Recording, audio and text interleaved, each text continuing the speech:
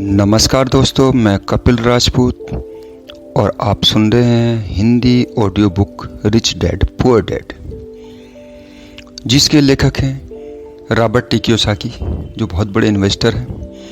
पैसों के ऊपर उन्होंने कई किताबें लिखी हैं और वो इस पुस्तक को इसलिए भी आपको पढ़ना चाहिए, सुनना चाहिए, क्योंकि ये पुस्तक पैसे के बारे में बताते हैं, आपको अमीर कैसे बन सकते हैं और अमीर कैसे बने रह सकते हैं। पैसों के बारे में अमीर लोग अपने बच्चों को ऐसा क्या सिखाते हैं जो गरीब और मध्यम वर्ग के माता पिता नहीं सिखाते। रॉबर्ट टी कियोसाकी बोलते हैं। इस पुस्तक के बारे में जिग जिगलर बहुत बड़े विश्व प्रसिद्ध लेखक हुए हैं। उन्होंने बोला है, अमीरी की चोटी पर पहुंचने के लिए आपको रिच डैड पुअर डैड पढ़नी ही चाहिए। इससे आपको बाजार की और पैसे की व्यवहारिक समझ मिलेगी, जिससे आपका आर्थिक भविष्य सुधर सकता है। मार्क विक्टर हैंसन, जो कि सहलेखक हैं न्यूयॉर्क टाइम्स के, अगर आपको अंदर की बात जाननी हो कि किस तरह अमीर बना जाए और बने रहा जाए, तो यह पुस्तक पढ़ें। अपने बच्चों को रिश्वत दें, पैसों की भी रिश्वत, अगर इसके बिना काम न चले, ताकि वे भी इसे पढ़ें। होनोलुलु मैगजीन ने लिखा है, रिच डैड पुअर डैड पैसे पर लिखी गई कोई साधारण किताब नहीं है। यह पढ़ने में आसान है और इसके मुख्य सबक, जैसे अमीर बनने में एकाग्रता और हिम्मत की जरूरत होती है, बहुत ही आसान है। स्यू ब्रान ने बोला है, काश कि मैंने यह पुस्तक अपनी जवानी में पढ़ी होती, या शायद इससे भी अच्छा यह होता कि यह पुस्तक मेरे माता पिता ने पढ़ी होती। यह तो इस तरह की पुस्तक है, आप इसकी एक कॉपी अपने हर बच्चे को देते हैं और कुछ कॉपी खरीद कर रख लेते हैं, ताकि जब आपके नाती पोते हों और वे 8 या 9 साल के हो जाएं, तो आप इसे उपहार में दे दें। डॉक्टर एड कोकेन, lecture on finance, RMIT university Melbourne, उन्होंने लिखा है इस पुस्तक के बारे में, रिच डैड पुअर डैड अमीरी का शॉर्टकट नहीं बताती। यह सिखाती है कि आप पैसे की समझ कैसे विकसित करें, किस तरह अपनी पैसे की जिम्मेदारी निभाएं और इसके बाद किस तरह अमीर बने। अगर आप अपनी आर्थिक प्रतिभा को जगाना चाहते हैं तो इसे जरूर पढ़ें। लैरिकन क्लार्क, डायमंड की होम्स, काश कि मैंने यह पुस्तक 20 साल पहले पढ़ी होती। USA टुडे में लिखा है इस पुस्तक के बारे में, जो भी व्यक्ति भविष्य में अमीर बनना चाहता है, उसे अपनी शुरुआत रिच डैड पुअर डैड से करनी चाहिए।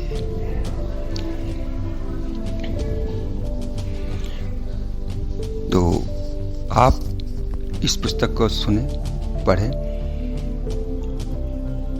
प्रस्तावना, इसकी बहुत जरूरत है।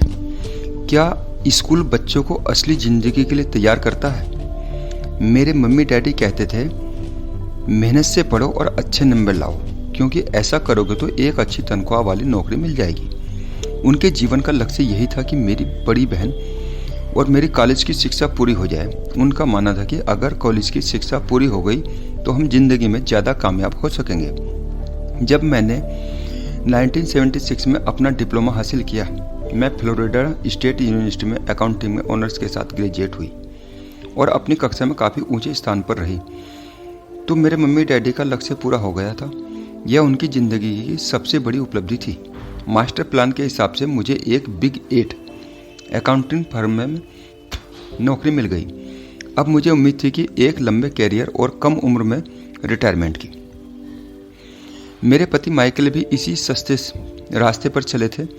हम दोनों ही बहुत मेहनती परिवारों से आए थे, जो बहुत और अमीर नहीं थे। माइकल ने ऑनर्स के साथ ग्रेजुएशन किया था, एक बार नहीं बल्कि 2 बार। पहली बार इंजीनियर के रूप में और फिर लॉ स्कूल से। उन्हें जल्दी ही पेटेंट लॉ में विशेषज्ञता रखने वाली वाशिंगटन DC की एक मानी हुई लॉ फर्म में नौकरी मिल गई और इस तरह उनका भविष्य भी सुनहरा लग रहा था। उनके करियर का नक्शा साफ था और यह बात तय थी कि वह भी जल्दी रिटायर हो सकते थे। हालांकि हम दोनों ही अपने कैरियर में सफल रहे, परंतु हम जो सोचते थे हमारे साथ ठीक वैसा ही नहीं हुआ। हमने कई बार नौकरियां बदली, हालांकि हर बार नौकरी बदलने के कारण सही थे, परंतु हमारे लिए किसी ने भी पेंशन योजना में निवेश नहीं किया। हमारे रिटायरमेंट फंड हमारे खुद के लगाए पैसों से ही बढ़ रहे हैं। हमारी शादी बहुत सफल रही है और हमारे 3 बच्चे हैं, उनमें से 2 कॉलेज में हैं, तीसरा अभी हाई स्कूल में गया है। हमने अपने बच्चों को सबसे अच्छी शिक्षा दिलाने में बहुत सा पैसा लगाया। 1996 में एक दिन मेरा बेटा स्कूल से घर लौटा। स्कूल से उसका मोहभंग हो गया था।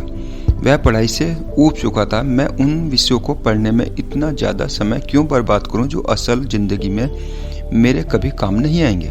उसने विरोध किया।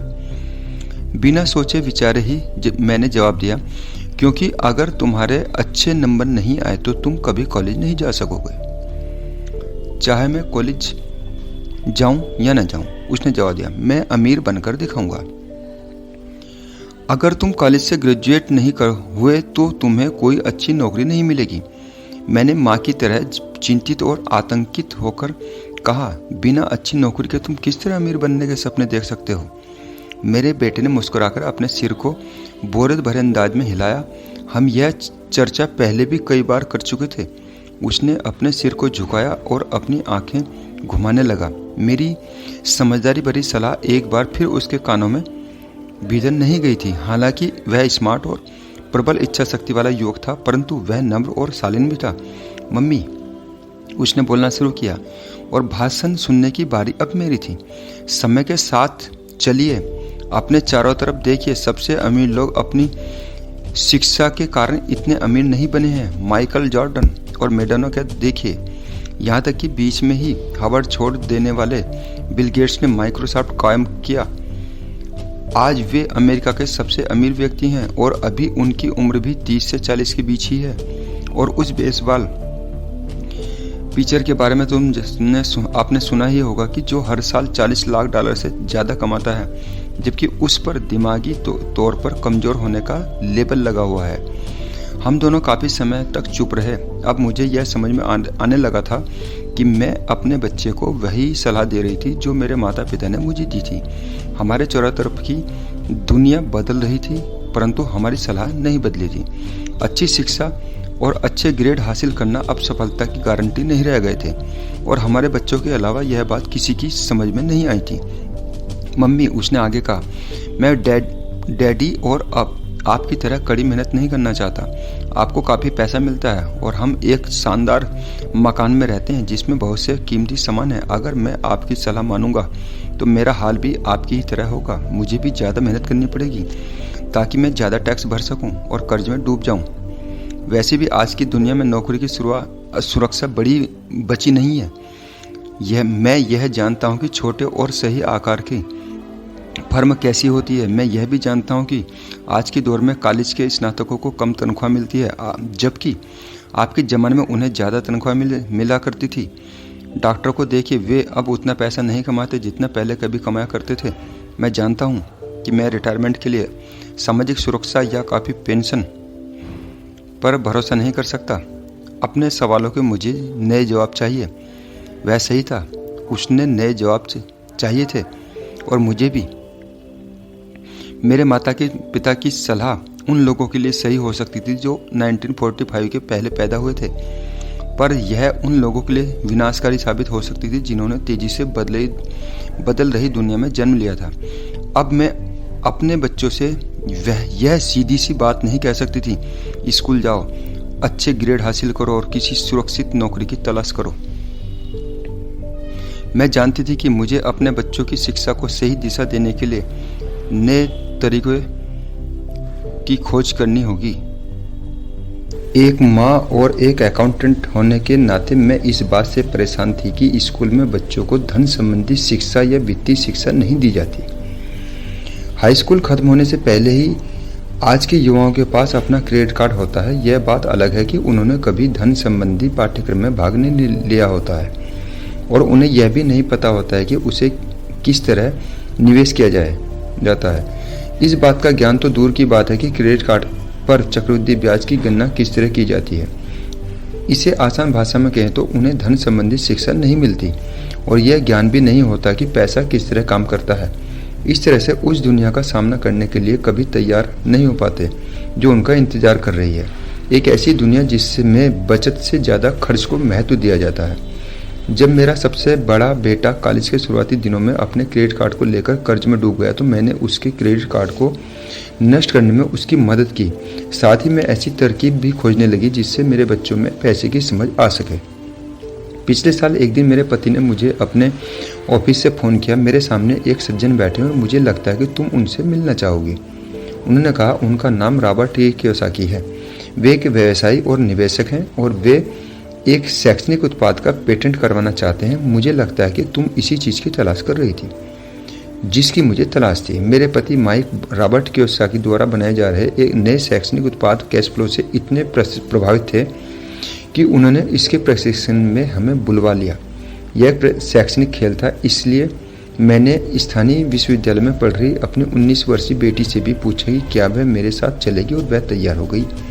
इस खेल में हम लगभग 15 लोग थे और जो 3 समूह में विभाजित थे। माइक सही थे। मैं इसी तरह के शैक्षणिक उत्पाद की खोज कर रही थी। यह किसी रंगीन मोनोपोली बोर्ड की तरह लग रहा था जिसके बीच में एक बड़ा सा चूहा था, परंतु मोनोपोली से यह इस तरह अलग था कि इसमें 2 रास्ते थे, एक अंदर और दूसरा बाहर। खेल का लक्ष्य था अंदर वाले रास्ते से बाहर निकलना, जिसे रॉबर्ट चूहा दौड़ कहते थे, और बाहरी रास्ते पर पहुंचना या तेज रास्ते पर जाना। रॉबर्ट के मुताबिक तेज रास्ता हमें यह बताता है कि असल जिंदगी में अमीर लोग किस तरह पैसे का खेल खेलते हैं। रॉबर्ट ने हमें चूहा दौड़ के बारे में बताया। अगर आप किसी भी औसत रूप से शिक्षित कड़ी मेहनत करने वाले आदमी की जिंदगी को देखें तो उसमें आपको एक सा ही सफर दिखेगा। बच्चा पैदा होता है, स्कूल जाता है, माता पिता खुश हो जाते हैं क्योंकि बच्चे को स्कूल में अच्छे नंबर मिलते हैं और उसका दाखिला कॉलेज में हो जाता है। बच्चा स्नातक हो जाता है और फिर योजना के अनुसार काम करता है। वह किसी आसान सुरक्षित नौकरी या कैरियर की तलाश करता है। बच्चे को ऐसा ही काम मिल जाता है, शायद वह डॉक्टर या वकील बन जाता है या वह सेना में भर्ती हो जाता है या फिर वह सरकारी नौकरी करने वाला लगता है। बच्चा पैसे कमाने लगता है, उसके पास थोक में क्रेडिट कार्ड आने लगते हैं। अगर अब तक उसने खरीदारी करना शुरू नहीं किया तो वह जमकर खरीदारी शुरू हो जाती है। खर्च करने के लिए पैसे पास में होते हैं तो वह उन जगहों पर जाता है जहां उसकी उम्र के ज़्यादातर नौजवान जाते हैं, लोगों से मिलते हैं, डेटिंग करते हैं और कभी कभार शादी भी कर लेते हैं। अब जिंदगी में मज़ा आता है क्योंकि आजकल पुरुष और महिलाएं दोनों नौकरी करते हैं तो तनख्वाहें बहुत सुखद लगती हैं। पति पत्नी दोनों को लगता है कि उनकी ज़िंदगी सफल हो गई है। उन्हें अपना भविष्य सुनहरा नजर आता है। अब वे घर, कार, टेलीविज़न खरीदने का फैसला करते हैं, छुट्टियां मनाने कहीं चले जाते हैं और फिर उनके बच्चे हो जाते हैं। बच्चों के साथ उनके खर्चे भी बढ़ जाते हैं। खुशहाल पति पत्नी सोचते हैं कि ज़्यादा पैसा कमाने के लिए उन्हें ज़्यादा मेहनत करनी चाहिए। उनका कैरियर अब उनके लिए पहले से ज़्यादा मायने रखता है। वे अपने काम में ज़्यादा मेहनत करने लगते हैं ताकि उन्हें प्रमोशन मिल जाए या उनकी तनख्वाह बढ़ जाए। तनख्वाह बढ़ती है पर उसके साथ ही दूसरा बच्चा पैदा हो जाता है। अब उन्हें एक बड़े घर की जरूरत महसूस होती है। वे नौकरी में और भी ज़्यादा मेहनत करते हैं, बेहतर कर्मचारी बन जाते हैं, ज़्यादा मन लगाकर काम करने लगते हैं। ज़्यादा विशेषज्ञता हासिल करने के लिए वे एक बार फिर किसी स्कूल में जाते हैं ताकि ज़्यादा पैसे कमा सकें। हो सकता है कि वे दूसरा काम भी खोज लें। उनकी आमदनी बढ़ जाती है परंतु उस आमदनी पर उन्हें इनकम टैक्स भी चुकाना पड़ता है। यही नहीं, उन्होंने जो बड़ा घर खरीदा है उस पर भी टैक्स देना होता है। इसके अलावा उन्हें सामाजिक सुरक्षा का टैक्स तो चुकाना ही है। इसी तरह बहुत से टैक्स चुकाते चुकाते उनकी तनख्वाह चुक जाती है। वे इतनी बड़ी हुई तनख्वाह लेकर घर आते हैं और हैरान होते हैं कि उनका सारा पैसा आखिर कहाँ चला जाता है। भविष्य के लिए बचत के हिसाब से वे कुछ म्यूचुअल फंड भी खरीद लेते हैं और वे अपने क्रेडिट कार्ड से घर का किराना खरीदते हैं। उनके बच्चों की उम्र अब 5 या 6 साल हो जाती है। वह चिंता भी उन्हें सताने लगती है कि बच्चों के कॉलेज की शिक्षा के लिए भी बचत जरूरी है। इसके साथ ही उन्हें अपने रिटायरमेंट के लिए पैसा बचाने की चिंता भी सताने लगती है। 35 साल पहले पैदा हुए यह खुशहाल दंपत्ति अब अपनी नौकरी के बाकी दिन चूहा दौड़ में फंसकर बिताते हैं। वे अपनी कंपनी के मालिकों के लिए काम करते हैं, सरकार को टैक्स चुकाने के लिए काम करते हैं और बैंक में अपनी गिरवी संपत्ति और क्रेडिट कार्ड के कर्ज को चुकाने के लिए काम करते हैं। फिर वे अपने बच्चों को यह सलाह देते हैं कि उन्हें मन लगाकर पढ़ना चाहिए, अच्छे नंबर लाने चाहिए और किसी सुरक्षित नौकरी की तलाश करनी चाहिए। वे पैसे के बारे में कुछ भी नहीं सीखते, इसलिए वे जिंदगी भर कड़ी मेहनत करते रहते हैं। यह प्रक्रिया पीढ़ी दर पीढ़ी दर चलती रहती है। इसे चूहा दौड़ कहते हैं। चूहा दौड़ से निकलने का एक ही तरीका है, वह है कि आप अकाउंट और इन्वेस्टमेंट दोनों क्षेत्रों में निपुण हो जाएं। दिक्कत यह है कि इन दोनों ही विषयों को बोरिंग और कठिन माना जाता है। मैं खुद एक CPA हूँ।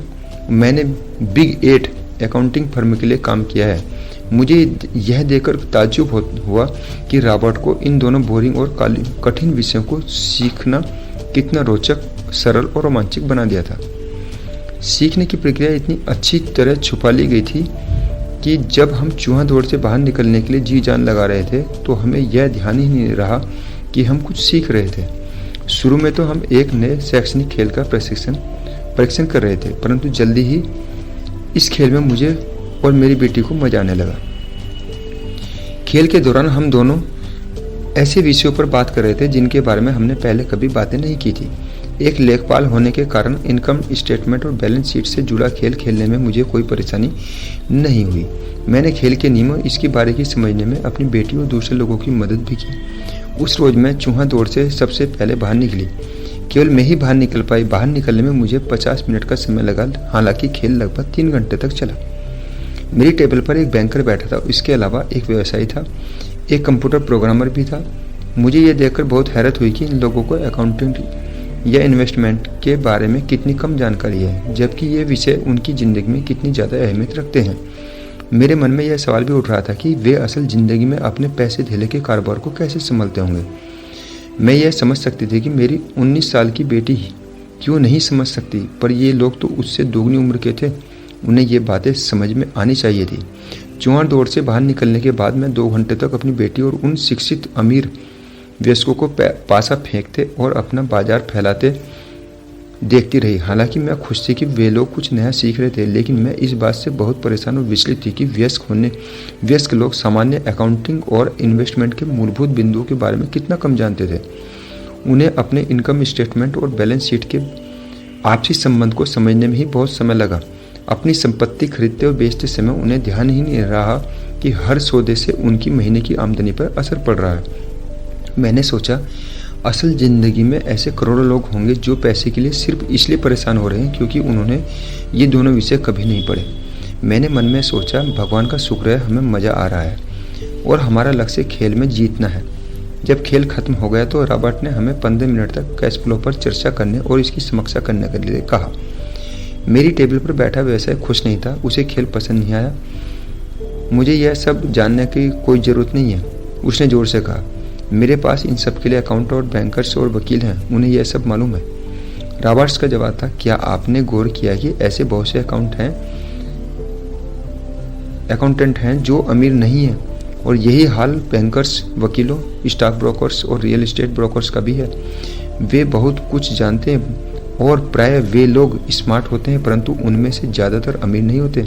चूँकि हमारे स्कूल हमें यह सब नहीं सिखाते जो अमीर लोग जानते हैं, इसलिए हम इन लोगों से सलाह लेते हैं। परंतु एक दिन जब आप किसी हाईवे पर कार से जाते हैं, आप ट्रैफिक जाम में फंस जाते हैं, आप बाहर निकलने के लिए छटपटाते हैं। जब आप अपनी दाईं तरफ देखते तो वहाँ आप देखते हैं कि आपका अकाउंटेंट भी उसी ट्रैफिक जाम में फंसा हुआ है। फिर आप अपनी बाईं तरफ देखते हैं तो आपको वहाँ अपना बैंकर भी उसी हाल में नज़र आता है। इससे आपको हालत का अंदाज़ा लग जाएगा। कंप्यूटर प्रोग्राम भी इस खेल में प्रभावित नहीं हुआ था। यह सीखने के लिए मैं सॉफ्टवेयर खरीद सकता हूँ।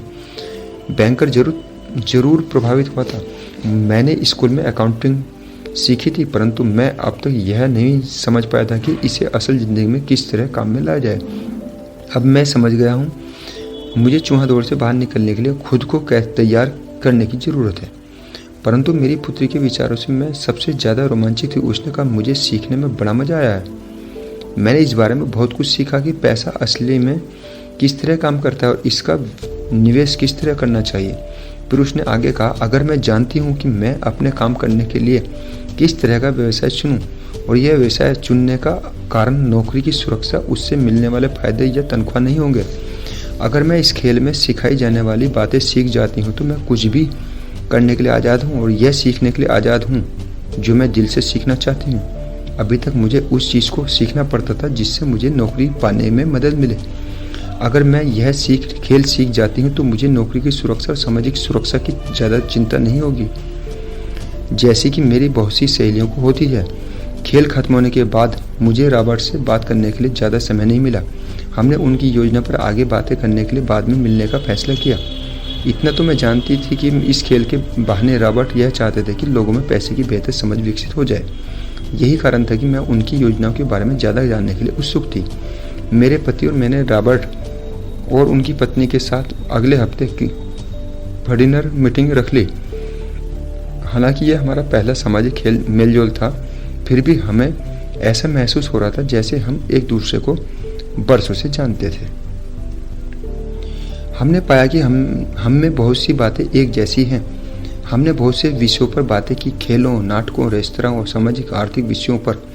हमने बदलती दुनिया के बारे में भी बातें की। हमने इस मुद्दे पर बहुत समय तक विचार किया कि ज़्यादातर अमेरिकी कैसे अपने रिटायरमेंट के लिए बहुत कम पैसा बचा पाते हैं या बिल्कुल भी नहीं बचा पाते। हमने सामाजिक सुरक्षा और मेडिकेयर के लगभग दिवालिया हालात पर भी विचार किया। क्या हमारे बच्चों की 7.5 करोड़ वृद्ध लोगों के रिटायरमेंट के लिए टैक्स चुकाना होगा? हम हैरान थे कि लोग पेंशन योजना के भरोसे बैठकर कितना बड़ा खतरा मोल ले रहे हैं। रॉबर्ट की सबसे बड़ी चिंता यह थी कि अमीरों और गरीबों के बीच फासला लगातार बढ़ता जा रहा है। ऐसा न सिर्फ अमेरिका में हो रहा है बल्कि पूरी दुनिया में हो रहा है। रॉबर्ट स्वशिक्षित और स्वनिर्मित व्यवसायी थे। वे दुनिया भर में निवेश कर चुके थे और 47 वर्ष की उम्र में रिटायर होने में सफल हो गए थे। वे काम इसलिए कर रहे थे क्योंकि उन्हें भी वही चिंता थी जो मुझे अपने बच्चों को लेकर सता रही थी। वे जानते हैं कि दुनिया बदल चुकी है, परंतु इसके बावजूद शिक्षा पद्धतियां बिल्कुल भी नहीं बदली थी। रॉबर्ट के अनुसार बच्चे सालों तक दकियानुसी शिक्षा पद्धति में अपना समय गुजारते हैं और ऐसे विषय पढ़ते हैं जो उनके जीवन में कभी भी कहीं भी काम नहीं आने वाले हैं, और वे ऐसी दुनिया के लिए तैयारी करते हैं जिसका अब नामो निशान भी नहीं बचा है। आज आप किसी भी बच्चे को जो सबसे खतरनाक सलाह दे सकते हैं वह यह है, स्कूल जाओ, अच्छे नंबर लाओ और सुरक्षित नौकरी ढूंढो। उन्होंने कहा यह पुरानी सलाह है और यह खराब सलाह है। अगर आप यह देख सकते हैं कि एशिया, यूरोप और दक्षिण अमेरिका में क्या हो रहा है तो आप भी उतने ही चिंतित होंगे जितने कि मैं। रॉबर्ट के अनुसार यह बुरी सलाह है, क्योंकि अगर आप चाहते हैं कि आपके बच्चे का भविष्य आर्थिक रूप से सुरक्षित हो तो आप पुराने नियमों के सहारे नए खेल को नहीं खेल सकते। यह बहुत खतरनाक होगा। मैंने उससे पूछा कि पुराने नियमों में से इसका क्या मतलब है? मेरी तरह के लोग अलग तरह के नियमों से खेलते हैं और आपकी तरह के लोग पुराने नियमों की लीक पर ही चलते रहते हैं। उन्होंने कहा क्या होता है जब कोई कॉरपोरेशन स्टाफ कम करने की घोषणा करता है? लोगों को नौकरी से निकाल दिया जाता है, परिवार तबाह हो जाते हैं, बेरोजगारी बढ़ जाती है। हाँ, परंतु कंपनी पर इसका क्या असर पड़ता है, खासकर जब वह कंपनी स्टॉक एक्सचेंज में दर्ज हो। जब स्टाफ कम करने की घोषणा होती है तो स्टॉक की कीमत बढ़ जाती है। मैंने कहा जब कंपनी तनख्वाह का खर्च कम करती है तो बाजार इस बात को पसंद करता है, ऐसा चाहे स्टाफ कम करके किया जाए या फिर कंप्यूटर के माध्यम से किया जाए। उन्होंने कहा आप ठीक कह रहे हैं, और जब स्टाफ की कीमतें बढ़ती हैं तो मेरी तरह के लोग, यानी जिनके पास उस कंपनी के शेयर होते हैं, वे ज्यादा अमीर हो जाते हैं। अलग तरह के नियमों से मेरा यही आशय था। कर्मचारी हारते हैं, मालिक और निवेशक जीतते हैं। रॉबर्ट कर्मचारी और मालिक के बीच के फर्क को समझा रहे थे। यह फर्क था अपनी किस्मत पर खुद अपना नियंत्रण होना या फिर अपनी किस्मत पर किसी दूसरे का नियंत्रण होना। परंतु ज्यादातर लोग यह नहीं समझ पाते हैं कि ऐसा क्यों होता है। मैंने कहा उन्हें लगता है कि यह ठीक नहीं है। उसका जवाब था इसलिए तो बच्चों से यह कहना मूर्खता है, अच्छी शिक्षा प्राप्त करो। यह सोचना मूर्खता है कि स्कूलों में दी जा रही शिक्षा से बच्चे उस दुनिया का सामना करने के लिए तैयार हो जाएंगे जिसमें वे कॉलेज के बाद पहुंचने वाले हैं। हर बच्चे को ज्यादा शिक्षा की जरूरत है, एक अलग तरह की शिक्षा की।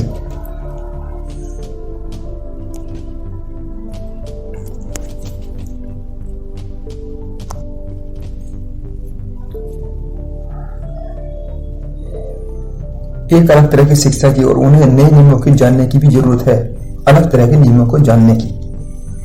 धन के कुछ नियम होते हैं, हैं जिनसे अमीर लोग खेलते हैं, और धन के कुछ नियम होते हैं जिनसे बाकी 95% लोग खेलते हैं। और ये 95% लोग उन नियमों को अपने घर और स्कूल में सीखते हैं। इसलिए आजकल किसी बच्चे से यह कहना खतरनाक है, मन लगाकर पढ़ो और अच्छी नौकरी खोजो। आज बच्चों को अलग तरह की शिक्षा की जरूरत है, और आज की शिक्षा नीति उन्हें कुछ मूलभूत बातें नहीं सिखा पा रही है। इस बात से कोई फर्क नहीं पड़ता कि क्लासरूम में कितने कंप्यूटर रखे हैं या स्कूल कितना पैसा खर्च कर रहे हैं, जब शिक्षा नीति में वह विषय ही नहीं है जो उसे किस तरह पढ़ाया जा सकता है। अब सवाल यह उठता है कि किस तरह माता पिता अपने बच्चों को यह सिखा सकते हैं जो स्कूल में नहीं सीख पाते हैं। आप अपने बच्चों को अकाउंटिंग किस तरह सिखाते हैं? क्या इससे वे बोर नहीं हो जाते? और आप उन्हें किस तरह से निवेश करना सिखाएंगे? जब एक पालक के रूप में आप खुद निवेश के खतरे से डरते हैं। अपने बच्चों को सुरक्षित जीवन के लिए तैयार करने के बजाय मैंने यह बेहतर समझा कि उन्हें रोमांचक जीवन के लिए तैयार किया जाए। तो आप किस तरह किसी बच्चे को धन और उन सब चीजों के बारे में सिखा सकते हैं जिन पर हमने अभी विचार किया है? मैंने रॉबर्ट से पूछा, हम किस तरह इसे माता पिता के लिए आसान बना सकते हैं, खासकर तब जब उन्हें खुद ही इसकी समझ न हो। उन्होंने कहा, मैंने इस विषय पर एक पुस्तक लिखी है। वह पुस्तक कहाँ है? मेरे कंप्यूटर में। यह बरसों से वहीं बिखरी पड़ी है। मैं कभी कभार उसमें कुछ बातें जोड़ देता हूँ, परंतु आज तक उसे कभी इकट्ठा नहीं कर पाया।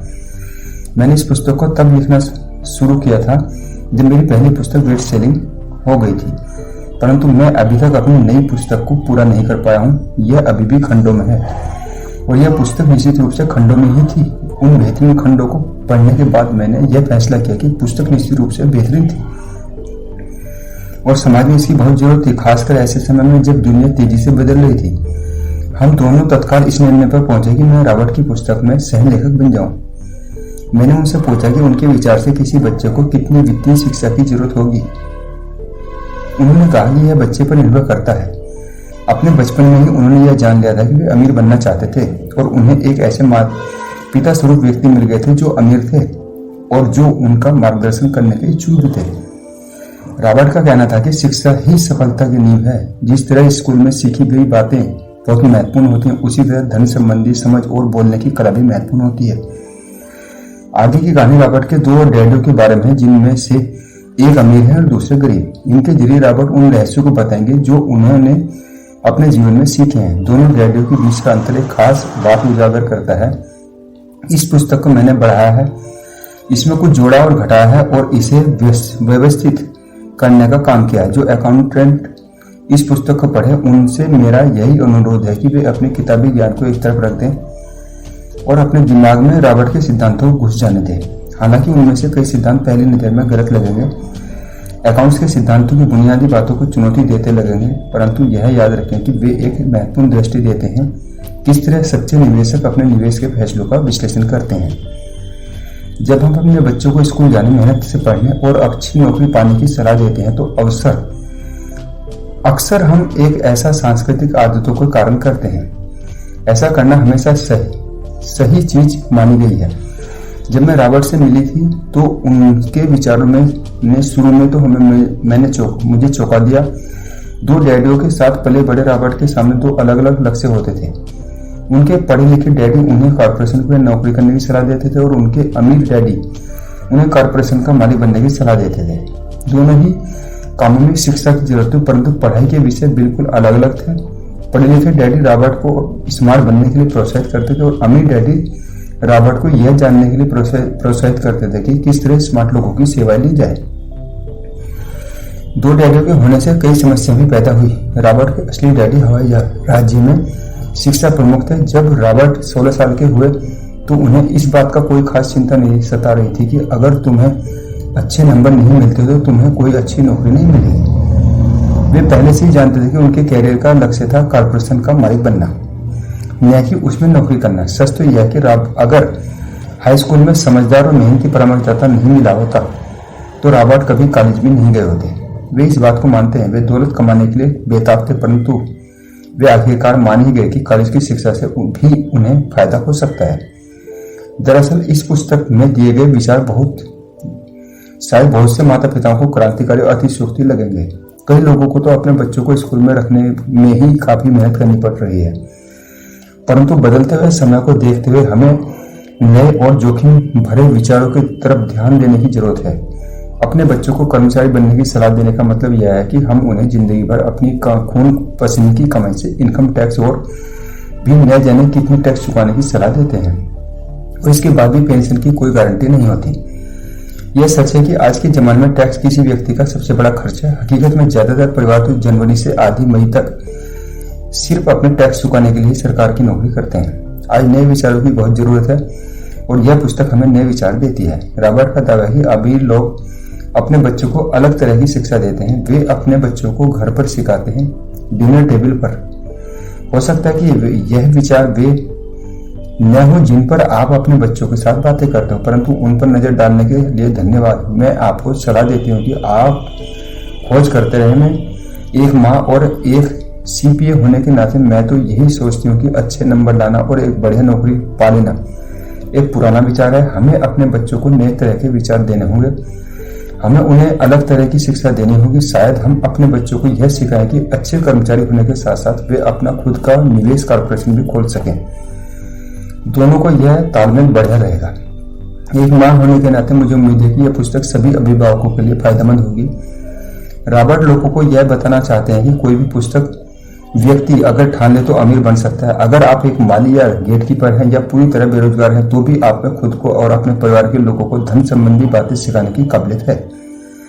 यह याद रखें कि धन संबंधी बुद्धि वह दिमागी तरीका है जिससे हम अपनी धन संबंधी समस्या को सुलझाते हैं। आज हम ऐसे विश्वव्यापी तकनीकी परिवर्तनों का सामना कर रहे हैं जिनका सामना हमने आज से पहले कभी नहीं किया। किसी के पास भी जादू की पुड़िया नहीं है, परंतु एक बात तो तय है, ऐसे परिवर्तन हमारे सामने आने वाले हैं जो हमारे यथार्थ से परे हैं। कौन जाने भविष्य हमारे लिए क्या लाता है, पर जो भी हो हमारे पास दो मूलभूत विकल्प मौजूद हैं। या तो हम सुरक्षा की राह पर चले या हम स्मार्ट बनकर खुद को धन संबंधी क्षेत्रों में शिक्षित करें और अपने बच्चों की धन संबंधी प्रतिभा को जागृत करें। शेरॉन लेफ्टर। और ये रिच डैड पुअर डैड जिसके लेखक रॉबर्ट टी कियोसाकी हैं, उस पुस्तक की प्रस्तावना है। और आगे आप इसको सुनते रहें और इससे ज्ञान लेते रहें, क्योंकि ये अमीर बनने और बने रहने के लिए बहुत ही शानदार पुस्तक है। धन्यवाद।